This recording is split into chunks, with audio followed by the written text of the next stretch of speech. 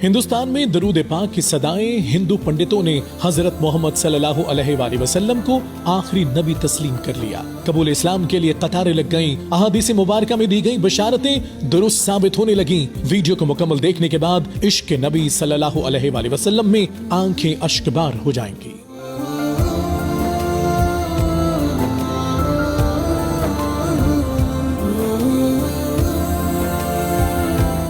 हिंदुस्तान के मुख्तलिफ इलाकों में हिंदुओं के कई घरों में अल्लाह अकबर, सुभान अल्लाह और दरूद पाक की सदाएं सुनाई देने लगी हैं। इस खबर ने दुनिया भर में तहलका मचा दिया है कि बेशतर हिंदू स्कॉलर्स ने शवाहिद के साथ हजरत मोहम्मद सल्लल्लाहु अलैहि वसल्लम को अल्लाह का आखिरी नबी तस्लीम करना शुरू कर दिया है और हिंदू कौम को दावत दी जा रही है कि अपनी मजहबी किताब के शवाहिद के मुताबिक भी अब इन्हें इस्लाम कबूल कर लेना चाहिए, क्योंकि इसके अलावा अब उनके पास कोई रास्ता नहीं।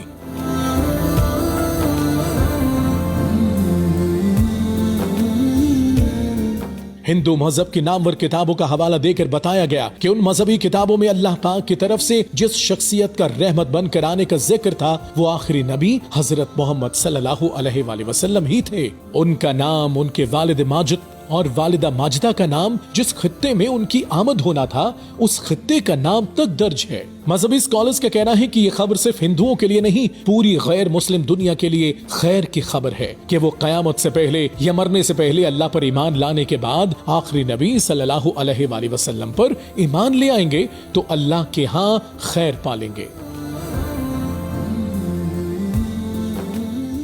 भारत में शाया होने वाली किताब काल के अवतार या कल के अवतार ने दुनिया भर में हलचल मचा दी है। इस किताब में ये बताया गया है कि हिंदुओं की मजहबी किताबों में जिस काल की अवतार का तस्करा मिलता है वो आखिरी रसूल मोहम्मद सल्लल्लाहु अलैहि वसल्लम बिन अब्दुल्ला ही हैं। इस किताब को मार्केट में आए कुछ अरसा हो गया है, मगर मुसलमानों ने इसका अबलाग इस तेजी से नहीं किया जिस तरह करना चाहिए था। इस किताब के मुसन्निफ पंडित वेद प्रकाश ब्राह्मण हिंदू हैं और वो इलाहाबाद यूनिवर्सिटी से वाबस्ता हैं। वो संस्कृत ज़बान के माहिर और मारूफ मुहक्किक हैं।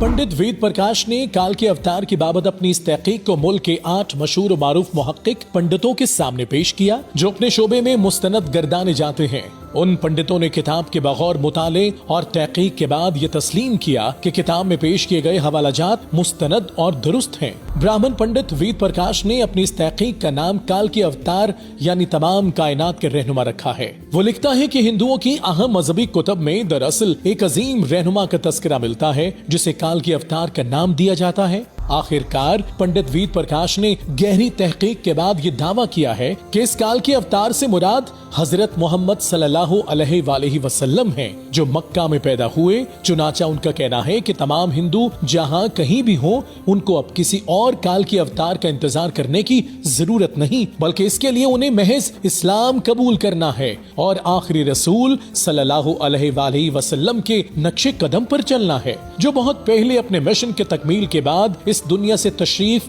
ले जा चुके हैं।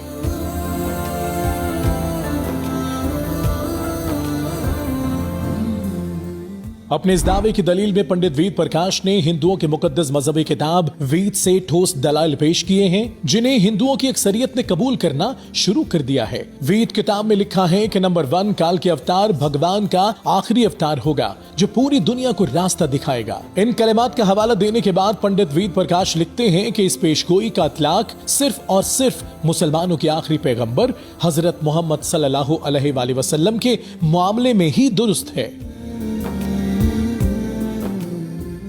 नंबर 2 वेद की पेशगोई के मुताबिक काल के अवतार एक जजीरे में पैदा होंगे। पंडित लिखते हैं कि हजरत मोहम्मद सल्लल्लाहु अलैहि वसल्लम जिस इलाका में पैदा हुए हैं उसे जजीरतुल अरब कहा जाता है, इसलिए हिंदुओं की मजहबी किताब की दूसरी पेशगोई भी दुरुस्त साबित हो गई है। नंबर 3 हिंदुओं की मुकद्दस किताब वेद में लिखा है कि काल के अवतार के वालिद का नाम विष्णु भगत और वालिदा का नाम सोमान होगा। पंडित लिखता है कि संस्कृत जबान में विष्णु अल्लाह के मानों में इस्तेमाल होता है और भगत के मानी गुलाम और बंदे के हैं। चुनाचा अरबी जबान में विष्णु भगत का मतलब अल्लाह का बंदा यानी अब्दुल्ला। पंडित लिखता है कि आप सल्लल्लाहु अलैहि वसल्लम के वालिद के नाम की पेशगोई भी 100% दुरुस्त साबित हो गई है। नंबर 4 और संस्कृत में सोमान का मतलब अमन से करीब तर है जो कि अरबी जबान में आमिना होगा اور آخری رسول صلی اللہ علیہ وآلہ وسلم کے والد کا نام عبداللہ اور والدہ کا نام آمنہ ہی ہے۔ نمبر 5، وید میں لکھا ہے کہ کال کے اوتار یعنی اللہ کا بھیجا گیا آخری بندہ یا پیغمبر کھجور اور زیتون کا استعمال کرے گا۔ وہ اپنے قول اور قرار میں سچا اور دیانتدار ہوگا۔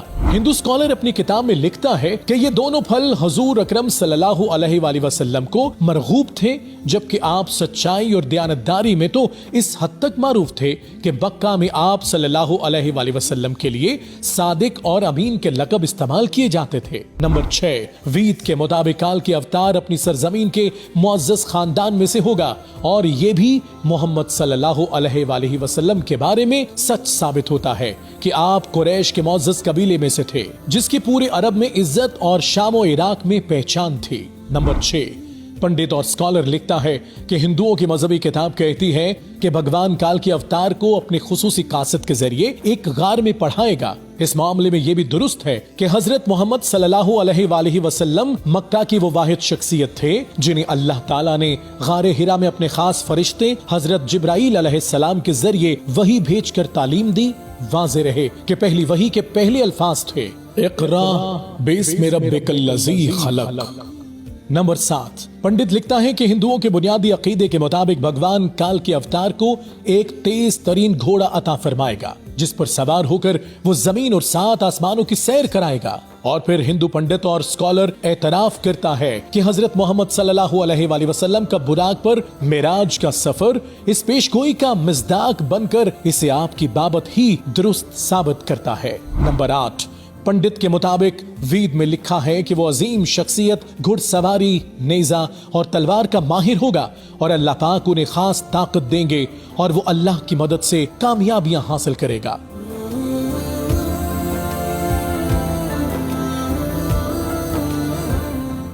نمبر 8، اہم ترین، پنڈت اسکالر لکھتا ہے اب وہ اپنی ہندو قوم کو ایک اہم نقطہ سمجھانا چاہتے ہیں۔ ہندو قوم ایک ایسے کال کے اوتار کے انتظار میں ہے جو گھڑ سواری اور تلوار زنی کے دور میں آئے گا اور فن حرب میں ماہر ہوگا۔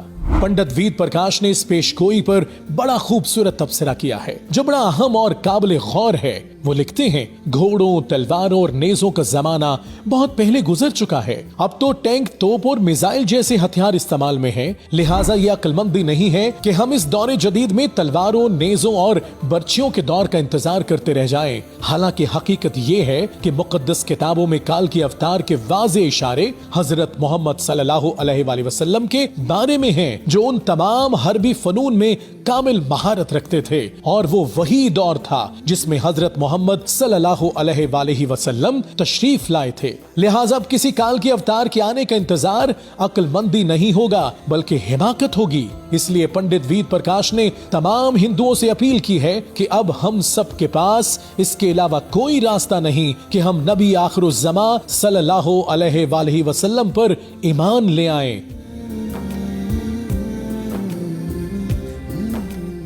اس کتاب کو آئے کچھ عرصہ گزر چکا ہے، لیکن ہندوستان سے ملنے والی اطلاعات کے مطابق ہندوؤں کے پڑھے لکھے درجنوں اسکالرز اور متعدد عام لوگوں نے اس تحقیق اور دلیل کے بعد اسلام قبول کرنا شروع کر دیا ہے۔ گھروں میں خفیہ اور اعلانیہ درود السلام کا ذکر ہوتا ہے اور اسلامی تعلیمات کو تیزی سے پڑھا جا رہا ہے، اور مسلمانوں کے عقیدہ کے مطابق نبی آخر الزماں کی پیش گوئی تیزی سے سچ ثابت ہو رہی ہے۔ بیشتر جلیل القدر صحابہ رضوان اللہ علیہ سے روایت ہے کہ آپ نے مشرق اور ہندوستان کے بارے میں فرمایا کہ مجھے وہاں سے ٹھنڈی ہوا آ رہی ہے۔ خاص طور پر آپ نے غزوہ ہند اور اس کی فتح کے بارے میں پیش گوئی کی، اور یہ مستند حوالے تو صحابہ رضی اللہ تعالیٰ عنہ سے روایت ہیں کہ اس دور میں جس پورے خطے کو ہند کہا جاتا تھا، حضرت آدم علیہ السلام کا ظہور اسی خطے میں ہوا، اور اس زمین پر پہلی وحی اور جنت کی خوشبو بھی اسی خطے میں اتاری گئی۔ یہی وجہ ہے کہ مسلمانوں کا عقیدہ ہے کہ اس خطے میں حضور پاک صلی اللہ علیہ وآلہ وسلم کی بشارت بھی درست ثابت ہوگی، جس کی خوشگوار شروعات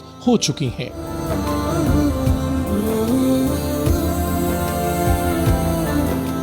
اب تو ایک امریکی ریسرچ ادارے کی رپورٹ میں بھی اعتراف کیا گیا ہے کہ 2050 تک بھارت دنیا میں مسلمان آبادی والا سب سے بڑا ملک بن جائے گا، اور وہ انڈونیشیا کو پیچھے چھوڑ دے گا۔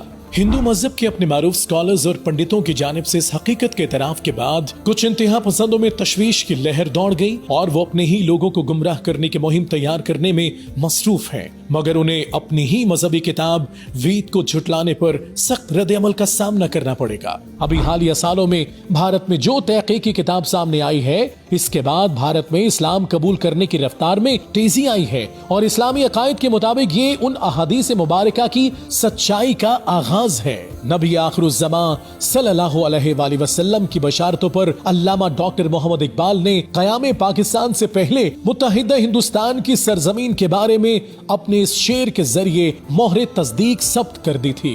मीरे अरब को आई ठंडी हवा जहां से, मेरा वतन वही है, मेरा वतन वही है।